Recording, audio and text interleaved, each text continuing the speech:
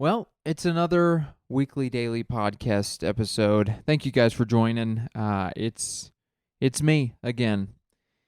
Who would have thought? Ben Dailey hosting the weekly daily podcast. I just started recording, and it's the second attempt at recording. The recorder was acting up. It was acting up a little bit with the screen. So, will this record properly? We'll find out next time on American Idol. No, it's good to be here, guys. Another week down, another busy week. We're getting warmer weather. It's exciting stuff.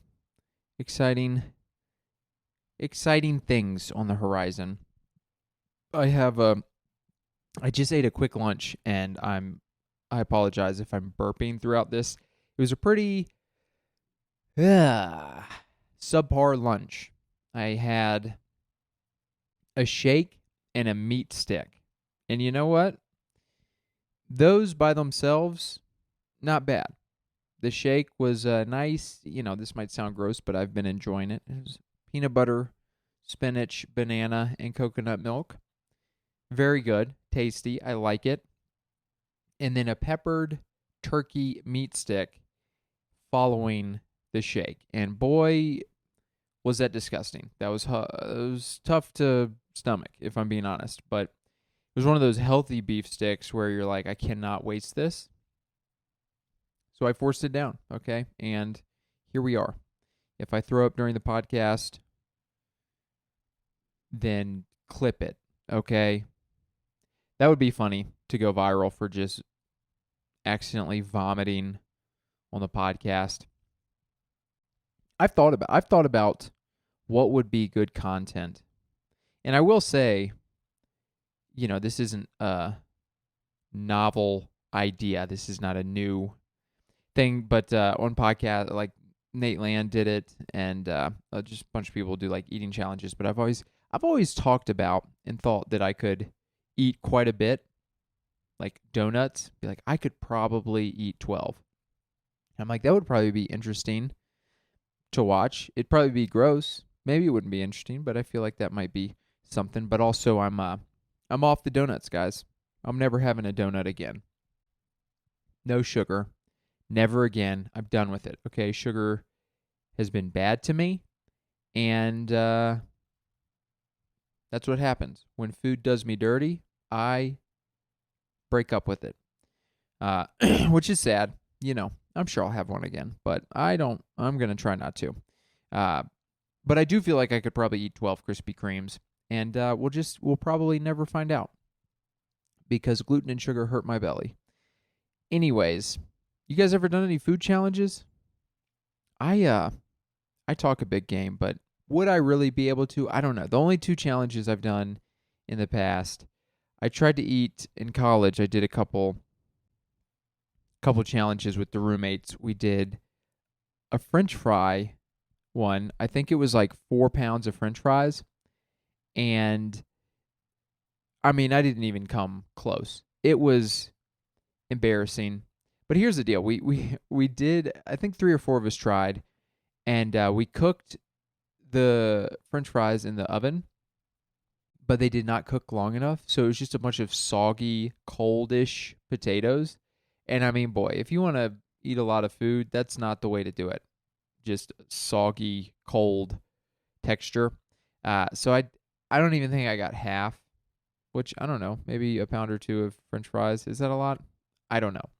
But didn't do well there. And then we tried to do the gallon milk challenge. And I was all like, yeah, I can do this. I'm cool. Or whatever you got to be in order to drink a gallon of milk. And I think I might have drank half of it. And I felt terrible. I remember just being like, what's the worst that can happen? You drink it and then you throw up. Like, who cares? But the feeling I had in my stomach was not, I mean, it was so gross and uncomfortable.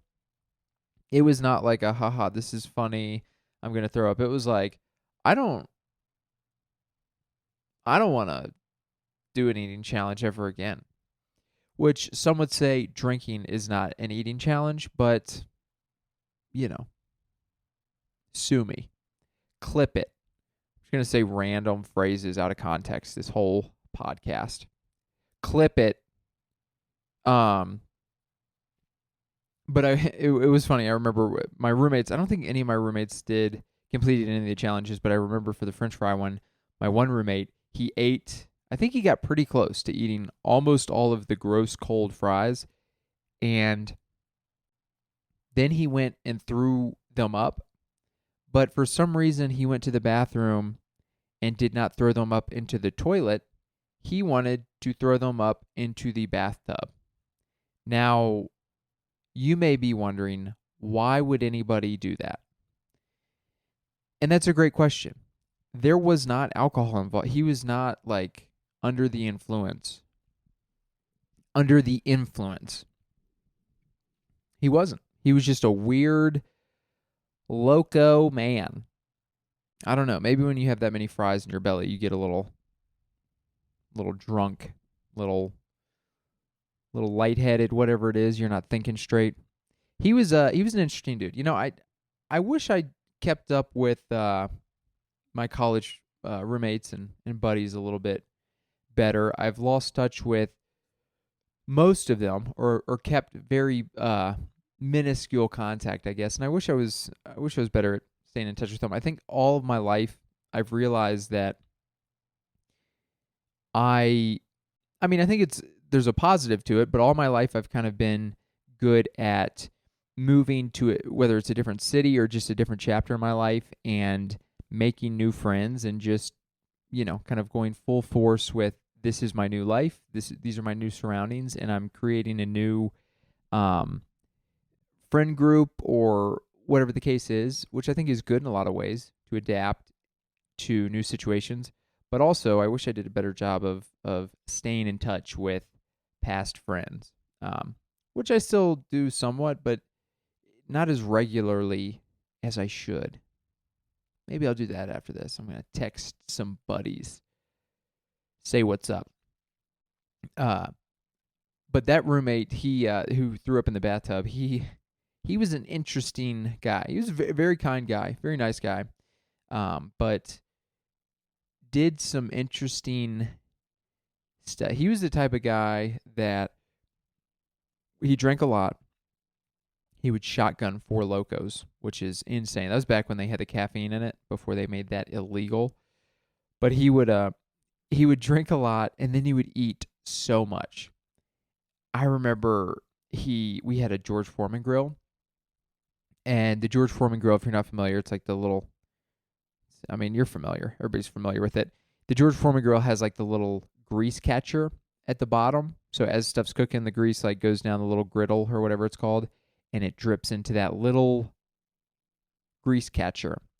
And so that would just sit there like over time and be there for, weeks and months at a time, with just that grease sitting in there and collecting. And I remember he would like cook hot dogs on there, and he would spoon out the grease from weeks, months ago. Just the oldest fat and grease, and dump it back on to use as flavoring. And I'm not 100% sure. Maybe there's a chance that maybe that's safe. Maybe that's something that people do. But I'm pretty sure it's not. And I'm pretty sure that's insane and just wildly unsafe when it comes to food eating practices. But he would do that. I also remember another time my other roommate, he had gone to like a Texas Roadhouse or something and gotten some food, and he brought back a steak that he hadn't finished. But he left the steak on top of the microwave. He didn't put it back in the fridge. He forgot. And 2 weeks passed. It's typical college just situation where you're like, oh, I just forgot to put the steak in the fridge. But then I also didn't put it in the trash. I just left it on top of the microwave for 2 weeks. And 2 weeks later, the roommate the grease spooning roommate who threw up fries into the bathtub, he got drunk and he ate that steak. Now again, I'm not an expert on food-borne pathogens and illnesses, but I'm pretty sure a steak at room temperature for 2 straight weeks, dangerous to eat. I think a steak at room temperature for 2 hours might start to get questionable, let alone 2 weeks. But he ate that and was fine. He would pound things. He put on a belly pretty quickly in college from, like he would work out and stuff, but he was getting a one of those like alcoholic bellies, I think. Is that what, don't you get like the firm belly when you drink a lot? I think that's what it is. So he was getting that, and I remember he was trying to like lose weight, and he started taking this product called Animal Cuts. I think it's like a pre-workout / weight loss pill, and it was literally 18 pills a day. It was so many, and he would take it. And I remember like he was a couple days into taking it, and he went for a run, and he came back like 10 minutes later, and he was like, I'm never going to run on that again. I felt like my heart was going to explode. And he was like, yeah, dude, I'm losing weight. I'm not as hungry. And then he would like take like 4 days in, he was taking those pills, and then he would eat just like a full family-sized bag of Doritos as a snack. And I'm like, I don't think this is helping. But Animal Cuts, nothing sounds like a good old pre-workout or weight loss thing, like a brand that has a different species in it. Animal Cuts. Do you want to get ripped? Not like a human, but like a kangaroo. You ever seen a kangaroo flex, man? You ever seen a pit bull ripped? Animal Cuts. Take it and you'll look like a pit bull. I'll be the new spokesperson. The new speaks person. Wow, I'm that meat stick and shake really did me dirty. I feel like I got a little congestion going on. A little something from the spinach. You'd think I'd be good to go. But here we are, 12 minutes in, and I am rambling about my roommate. It was good though. I'm doing Whole30 this month. That's something. That's why my lunch was a little weirder than usual, maybe. Doing Whole30 challenge, which is not too different from what I've been eating, but I have been introducing carbs back a little bit more than I probably should be. And carbs and what else? Having like carbs other than potatoes you're not supposed to have on Whole30. I've been having a decent amount of honey in my tea and my oatmeal. And then just, some pasta and dairy, a lot of cheese. So I've been eating still healthy, but I've gone off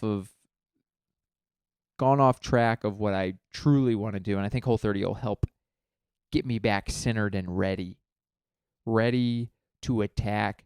Ready. I mean, I tell you what, I keep saying it every week on this podcast, but I've got to write some new jokes. If you guys are listening to this, and if you know me, and if you know, it doesn't matter for how long, I'm trying to think of funny stories that happened to me in the past. So, mom, siblings, close friends, anybody, if you have a story that you remember of me that was embarrassing, funny, cringe, all of the above, leave it in the comments. I need somebody to rattle my brain for some memories that could be funny to say into a microphone on a stage in front of strangers. I really, truly am. I do feel not tapped out, but kind of like just creatively struggling to think of stories. Also, just other jokes too I can do, and I have some stuff in the hopper, some stuff in the, what's the phrase? Some stuff on the back burner, some stuff in the holster, whatever you want to call it. I've got a few ideas cooking, but they haven't fully cooked, and I'm struggling to make them cook, It's like cooking an egg. This is what it's like. I'll tell you exactly what it's like. In middle school, 8th grade, technology class, there was a section of that class, we would like rotate.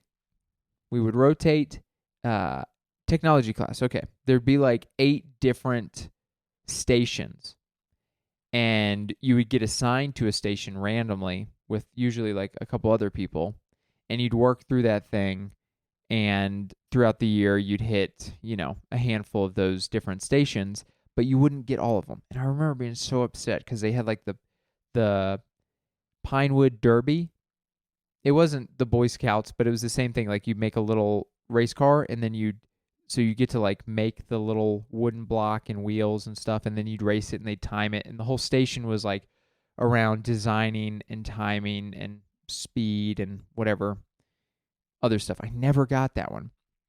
I got, the balsa wood station where you'd build a bridge out of balsa wood. I don't know. I got a bunch of random stations that I did not care about. But one of those stations was cooking a hot dog with a solar little contraption that harnessed the light and energy and heat from the sun and would cook a hot dog. And then you get to eat a hot dog. And that's like, ooh, that's a cool, that's how lame middle school is. You're like, what? I get to eat a hot dog? This is like Christmas. Literally, if you watched a movie in school, I mean, it could be a documentary that was made in 1965 that's the most boring thing ever, but just the act of a teacher wheeling out a television, you're like, this is the best day ever. You're like, anything other than reading out of a textbook. I cannot read out of a textbook. That was my least, dude, taking notes, paying attention in class. I mean, it was, good Lord. I understand now why doodling is a very popular thing in middle school, in all school, because you're so bored, you just do. It's like, do you like drawing? No. Have I drawn since school in my free time? Never once. But in school, you just doodle. You learn to like make 3D S's, and then you just, you do whatever because you're that bored. Get it together, school. Make things more interesting. No. I mean, to be fair to school and to teachers, they're just following curriculums, and, they're kind of trapped into a very thin tunnel of information. They're pigeonholed into what they can do. So it's more so the bigger scheme of things in school in general. Like, how can you make it more fun for kids like me who have ADHD and don't like anything? But back to the point I was making. Any little thing was super exciting. So I remember being so excited for this hot dog cooking station. And I finally get it. Like I said, you go throughout the year and you get randomly selected for some of these, not all of them. And I finally get it. And I'm so excited. And the day that we go, I can't remember. There must have been like some activities or exercises or something that explains solar energy or whatever. And like the final finale of that station was actually going outside and cooking your hot dog. But the day that we did it, it was an overcast day. The sun was not out. So we just had raw hot dogs and this thing that was not cooking them. And then I remember we still just ate these hot dogs cold after. And it was the saddest thing ever. And my point is, that's how I feel about my jokes right now. I have the hot dog, which is an idea that could turn into something. You go, this is something that happened. This is a funny scenario. And I'm putting it into the solar hot dog cooking machine, which is my brain, and it's just coming out the same raw hot dog. I'm like, why can't I add on to this joke? So I've got to learn how to be more patient. I just have to write more. My life has been, work and life in general has been very busy and chaotic the last month or two. And because of that, I haven't been able to write as much. So I just got to get back in a routine of writing every day, because as I've said before, it doesn't matter how good at comedy you are. Most of what you write is going to be hot garbage. So you just got to write a bunch. And those little nuggets will come out, and then your brain gets a little bit more trained in, the structure and all that stuff. And you ride those creative waves and try to put out as much content as you can. And in the times that you're in a rut, you just write through it until you get some sort of creative juices going again. So at the end of the day, I just need to write more. But I've got a handful of ideas that I've been working on that I'm excited about to a certain extent. And let's go through. What are these ideas? Maybe I'll talk through it right now and come up with something funny. But the first one I think I talked about last week. It was or maybe a couple weeks ago. It was walking out of a movie for the first time because like somebody came in and I just felt like uncomfortable. And just the whole scenario around like leaving a movie theater. I think there's some funny stuff there, and I've got a couple things built out, but we'll see if that brings anything out of me as I do that. The second thing a couple ideas I've got, and these are not ideas that are like, oh my gosh, dude, you're like changing my mind and opinion on things. This is a new thing or an interesting story. These are kind of generic things, but I want to mine them because I do feel a certain way about them. And one is people who don't put a leash on their dog. I love dogs. I like dogs. I am starting to hate dogs because dog owners are dumb as dirt.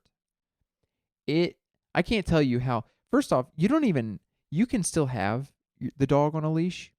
These people out here, Denver's a very big dog city, and I like dogs, but like I said, I don't want dogs in every setting I'm in every second of the day, okay? Every establishment is like, yeah, bring your dog in. Your dog is like a person, and the dog can just come in and bark and roam around and sniff and lick and hey, it's like, no, get it away from me. People, I don't know what it is, but people, I don't know if they're like sad people trying to find friends or if they're just the dumbest, most oblivious people ever, but people will walk their dog on the sidewalk and just let that dog pursue anything that it wants to the fullest, aka if I'm standing on the sidewalk and somebody walks up with their dog and their dog wants to sniff me, they just let their dog come up and start sniffing and licking and harassing me, okay? Cut it out. All right, ain't nobody want your dog licking them. Okay, maybe some people, I don't want it. Stop it, okay? You need my consent, and I'm not going to give you my consent. So get your dog away from me. When your dog comes up around me, here's something I have gotten more scared about as I've gotten older. And when you're around a bunch of dogs, and you just, dogs are animals. You don't fully know. People go, ooh, my dog is like, he's the best ever. He loves people. He's not going to do this. It's like, you don't know. You don't know. I mean, you could be like, he's probably not going to bite you. I feel very confident that he's not going to bite you, but you don't know. Maybe I have Tourette's and I have like a quick twitch and he bites my hand off. And so when dogs come up and they start licking and sniffing, usually, one of your hands is kind of hanging down close to where that dog's mouth is. And I'm like, I put my hand away. I don't like that. I don't want just a little 5-finger toy dangling around a pet who loves toys, I mean, what does this look like right here? Okay, it looks like a little stuffed turkey. Okay, gobble gobble. That's what they see, and they'll bite it. They might bite it, even if they don't bite it. A dog licking your pants, you're like, dude, that dog just ate doo-doo 20 feet away. I watched it. It took a doo-doo, then ate the doo-doo, and now you're letting it lick me and trying to start a conversation with me? How dare you? Who do you think you are? I will call the police, okay? Get out of here. I don't want it. And you know what? I used to be like anti-cat. I was like, cats are lame. Cats at least respect human being space to a certain extent. Sometimes they come roam all over you, but you're bigger than the cat and you can kind of shoo a cat off and they'll get the idea. You can't, if you shoo a dog off like this is a toy too. Look, this hand, you see that? You see how I flick it to shoo him off? They'll bite it, okay? If a cat bites me, it's a ha-ha. You know, he go, ooh, ha-ha, he bit me. He got a little aggressive. If a dog bites me, that's a situation, okay? And as I mentioned, I think I mentioned in the podcast, maybe 2 months ago, I was running and somebody was walking their dog and it lunged and bit my thigh while I was running. And granted, it was like a 10-pound dog and it didn't break the skin, but still, if your dog bites me, I should be allowed to tee it up like a football and kick a field goal. You know, that's pretty aggressive. And you know what? This is a clean podcast, and I feel that was a little hyperbolic of me to say that. But seriously, if your pet bites me, I will defend myself. And if that involves me showing the NFL scouts that I can play in the league and kick a 30, 40, 50-yard field goal, so be it. That would be wild. I'm joking, but that is pretty aggressive. If there's pet fans out there, if there's dog owners, you guys are going to be like, this is the craziest thing Ben's ever said on the podcast. I wouldn't do that, but I do still believe in the point that I was making. I don't want your dog all up on me without my consent. Like, sure, if I'm like, oh, I want to pet your dog, that's a totally different thing. But people just assuming that you're supposed to love their dog, like, what else would we do that? If your kid came over and started, like, sniffing my legs and licking my, like, that would be insane. But because it's an animal, you're like, yeah, but that's what he wants to do. You're like, yeah, but I don't want it to do that. This is my personal space. Why does your dog, what are you doing? You're a bad person. I don't understand. People are crazy. Also, people take up the entire side. There would be like 10-foot sidewalks, not like the regular sidewalk, but even the regular sidewalk, which is small. It's like if somebody else is walking, that pet is not a human being and does not like automatically like supersede my need for a piece of the sidewalk. It's like, no, you need to make sure your pet is in check. And if people are walking, you got to, it's your pet. Make sure they're in an appropriate area. But for the small sidewalks like in the city, it's a little bit harder to take up a minimal amount of space, especially with a pet. But where I live, like I'll go for a run and on this running path and bike path, it's like 10, 15 feet wide. And people will walk with that extension leash where the dog can just like go like 20, 30 feet away. And so the person will walk on one side and then their dog will just be leash pulled all the way across, taking up the entire sidewalk.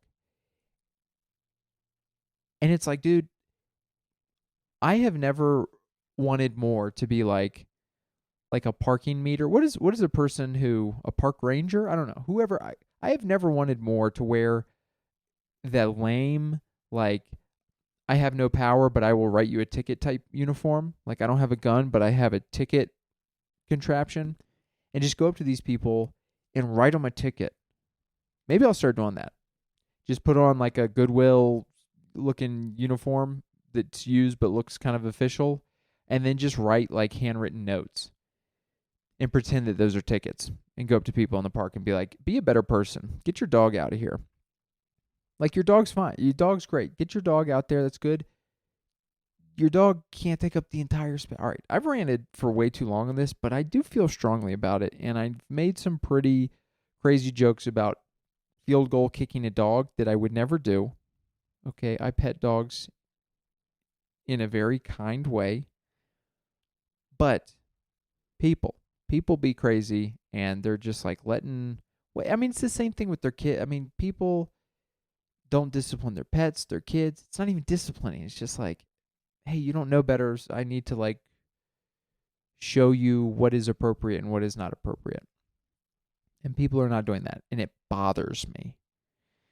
But with that said, that's one idea that I'm working on. Was there anything funny that I just said? I don't know that I can go on stage and talk about punting a dog, which I will say a friend I had growing up would always say that about my family miniature dachshund. And I'll be honest with you, I always was like, dude, don't say that. That's way too aggressive. But my little dachshund was super nice. And but I guess just like a little tiny, It's like a 5-pound dog that would just kind of be around your heels and feet, so kind of in the way. And he'd always be like, "Get this dog out of here! I'm gonna punt it."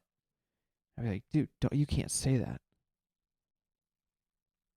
I think in my mind, I was like, "Dude, if you like, you don't mean that, right? Because if you tried to punt this dog, that would be the end of this dog. This dog is very fragile."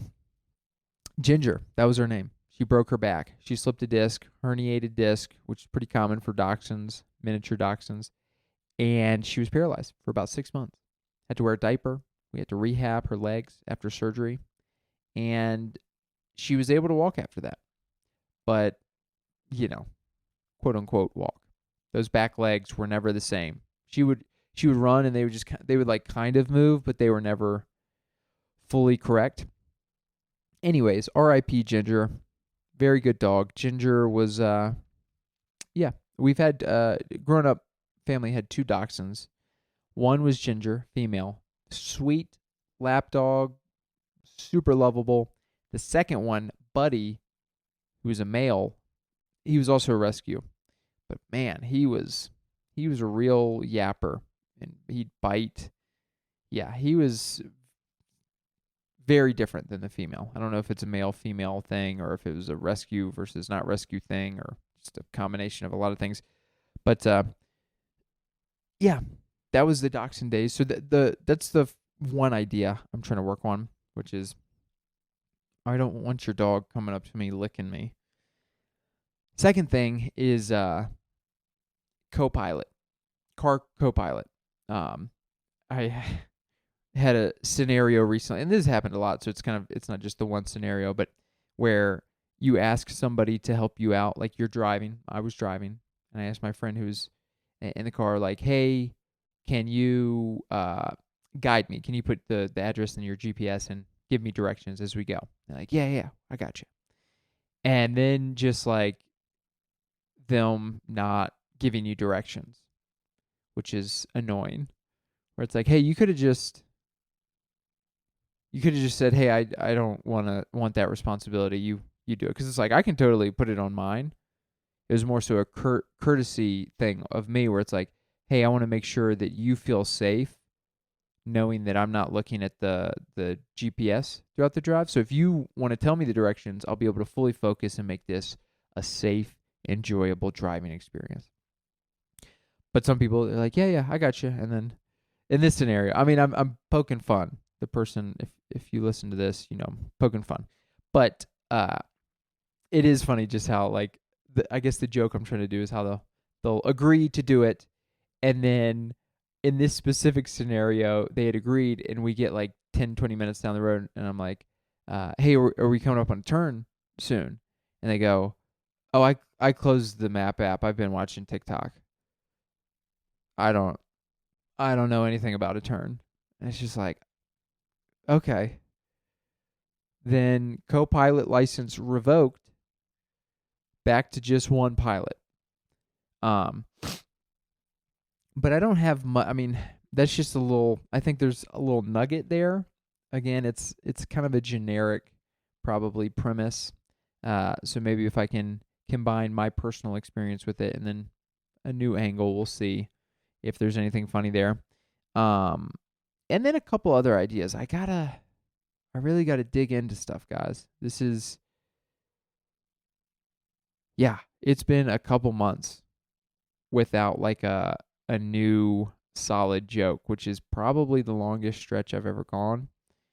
Which also I haven't gone to a lot of mics in the last month. So just got to get back out, and I'm starting to realize that I don't need to go to as many mics at this point, just to balance my time and make sure I'm being productive and not wasting my time.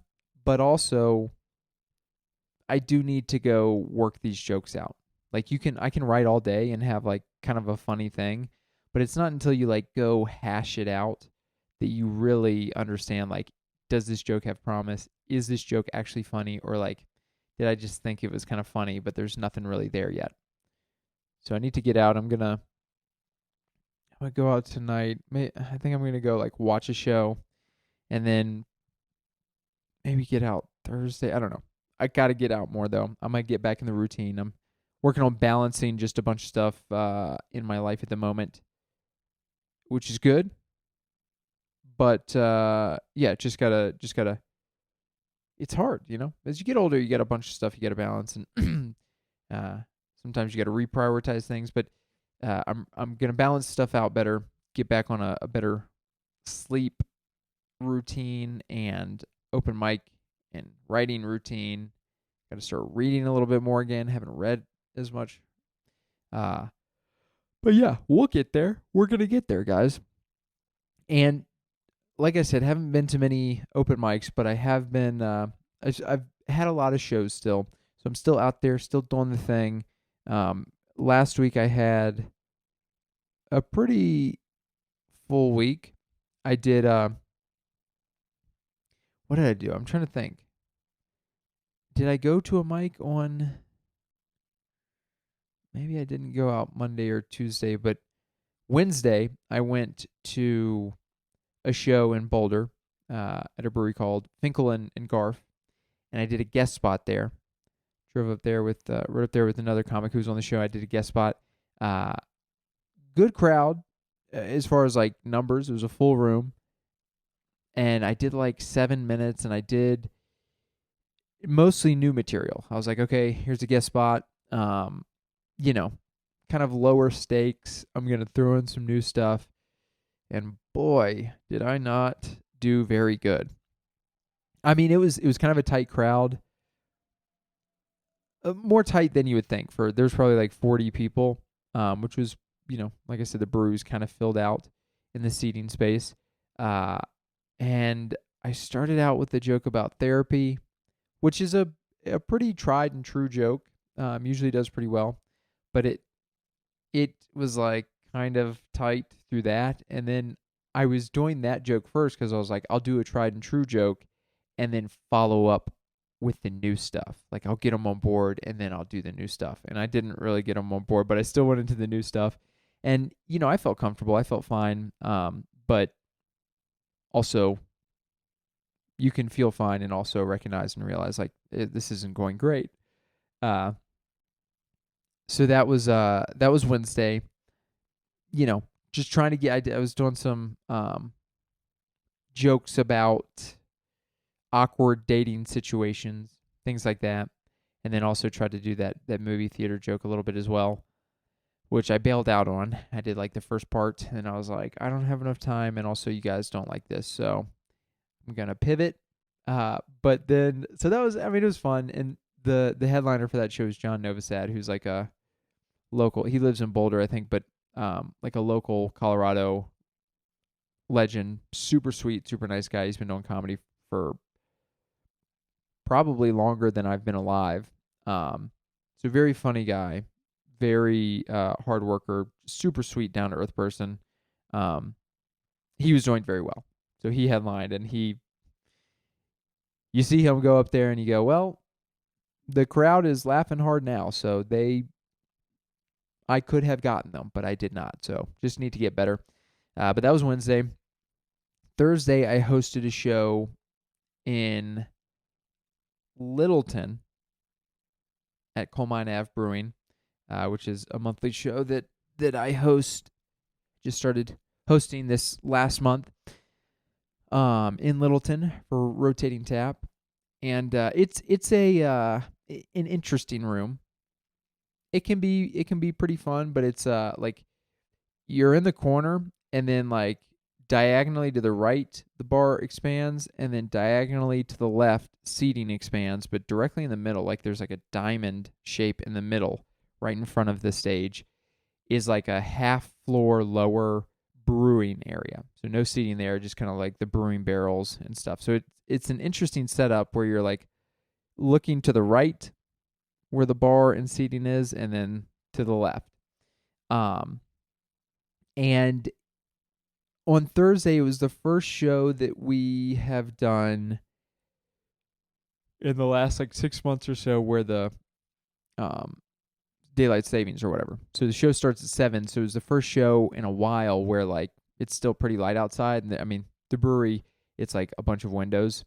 Not that that's the hugest deal, but I wondered how it would be with warmer weather and light outside. Like, are people going to be coming out?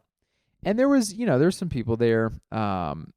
People are kind of paying attention. Some people are talking. You're right beside the bar, so some people are interacting. But it's a good room to just get better.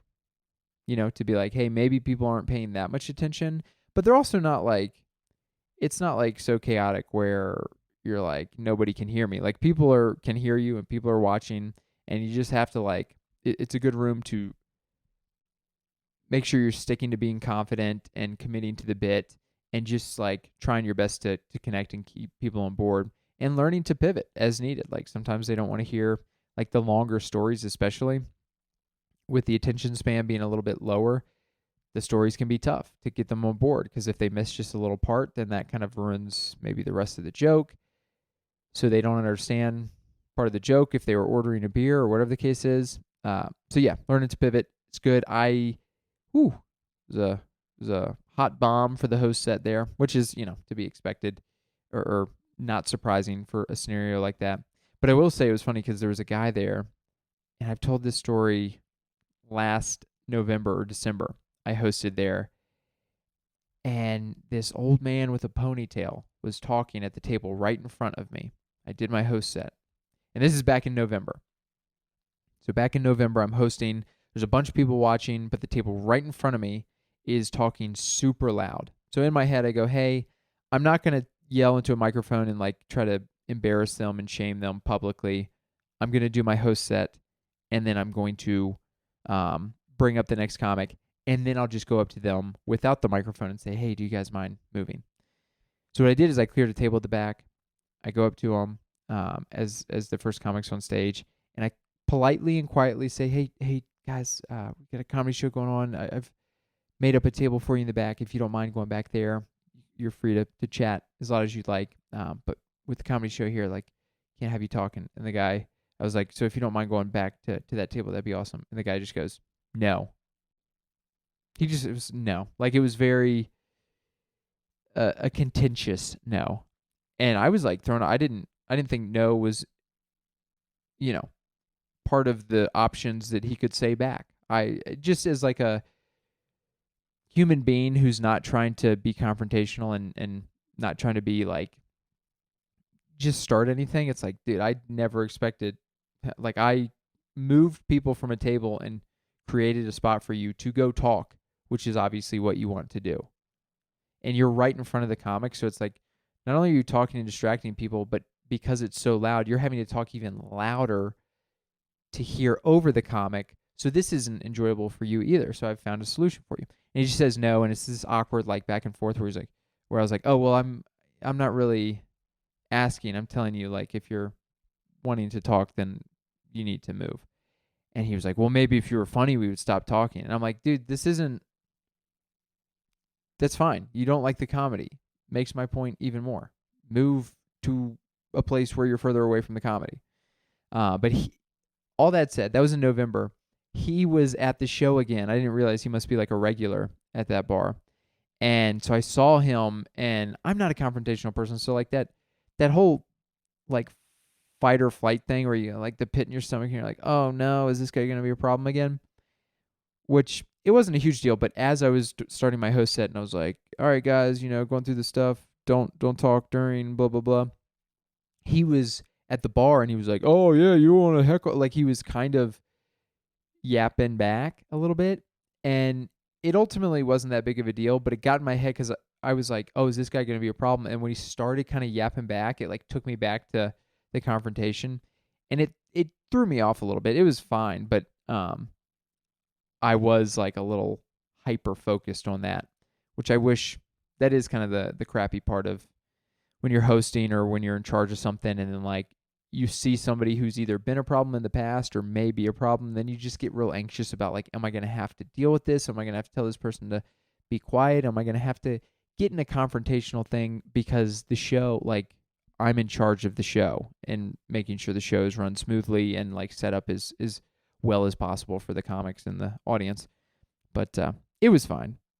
It was all good. That was Thursday.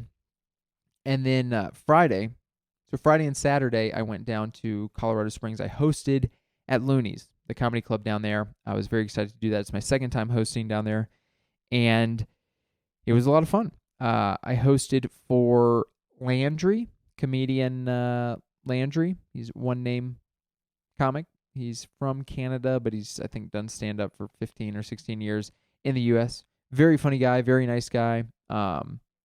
And then the guy who featured is out of Vegas, who Landry's out of Vegas as well, at least currently. The feature was Carlos Anthony. Very funny guy as well, very nice. It was cool chatting with them, getting to know them a little bit. They're both very funny comics who are doing cool things. It was cool to talk to them about what's going on. Landry said he's been pretty busy doing a bunch of cruises, which I think he mentioned is pretty taxing and tiring, but he's trying to do a bunch this year, so he doesn't have to do them very much or at all in the future. So just trying to save up. So I respect that. I understand that. But they were all fun shows. I went down and stayed in an Airbnb over the weekend, so I didn't have to drive back and forth. Nice little Airbnb in a in-law suite, a little basement. I thought it was going to be a separate space, but it was in the basement, like a separate entrance, but owners were on top. It was a nice little cute setup, little kitchenette, kind of all the stuff that was needed. So that worked out well. Did a couple, not as much as wanted to. Did like a short hike and short hike, went out to eat at a couple places. It was funny. The first place I tried to go was this coffee, or it was like a cafe, like a coffee place with food options and stuff. And I got there and waited in line for a while. Like there's only two people ahead of us, but they were like very slow to take orders because they were also making coffee and orders for other people who had ordered earlier. So it took like 10, 15 minutes to get up just to ask for like a salad, like a very basic thing. They're like, "Oh, we're out of salad," which was frustrating because the people in front of me had asked for they had asked for soup. And I mean, it's not a complex menu. It's like soup, salad, sandwiches. And they didn't have soup, so those people left. And then I asked for salad, and they're like, "We don't have salad." And it's like, dude, why don't you say something? Like, you're going to make me wait 15 minutes in line just to be like, "Oh, yeah, we don't have, like, most of the items on the menu." Like, well, why don't you say something? Like, put a sign up, dude. It's like a 20-year-old idiot. Out of salad. You're like, okay, what do you have then? Nothing? Anyways, that place, Loserville, won't go back there. Can't remember the name. Don't care. Forgot it. But ate at a taco place, though, that was very good. Pretty pricey, but very good. Dos Santos, maybe, if you're from or have been to Colorado Springs. Dos Santos, pretty good. Tacos nowadays, pretty expensive. It was like $6 or $7 per taco, and you get like 4 to fill up. Plus chips as an app. Inflation, dude. Inflation has really hit the taco business. That's what I learned there. But the shows were very fun. Did 4 shows, 2 on Friday, 2 on Saturday. Felt good about hosting them. Didn't really have like a super hot show from my perspective. They were, for the most part, very good shows. Landry, real professional, did very, very well. Feature did well as well. But from the host spot, I felt like I did my job. I felt like I, told them what was going on, did my jokes, built it up for the other comics. But, honestly, a lot of times that's what the host set is. So I don't feel bad about it. But sometimes you'll get like a hot crowd where you're like, from the get-go, even from the host spot, you're like, "Oh, dude, I'm crushing right away." But I felt like I did my job, which was good. Felt comfortable and confident on stage. Did the time, brought the show back up. The late show on Friday night, I was kind of tired from working all day, and the show's ending at like 11:30, and just kind of being scrambled egg brain, where I'm like trying to say some announcements, but like trying to talk too fast and kind of getting out of things. But that's fine. That'll happen. Just got to be a little slow down a little bit and not try to say so many things at once. But yeah, did those shows, did the early show on Saturday, the headliner feature weren't there yet. So the club owner was like, he's like, I'll let you know if you need to stretch, which is pretty cool. I mean, ultimately, I did have to stretch, and I did like one extra joke, but to host enough and then to feel just comfortable and confident, like just at the last second with the owner being like, hey, I'll let you know, but you might have to go longer, and you're like, that's no problem.